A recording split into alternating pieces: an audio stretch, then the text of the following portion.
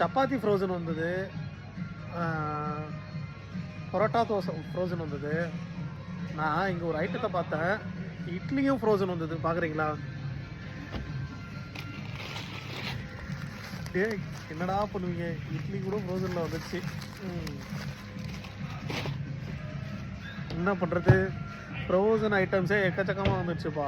என்னென்ன இருக்குன்றதை காமிக்கிறேன். இட்லியை விட இன்னொரு ஒரு ஐட்டம் இருக்குது, அது என்ன ஐட்டம் நீங்களே பாருங்கள். வடை ஃப்ரோசனு பா, பஜ்ஜி, மிளகா பஜ்ஜி ஃப்ரோசனாக இருக்குது. பக்கோடா ஃப்ரோசனு, போண்டா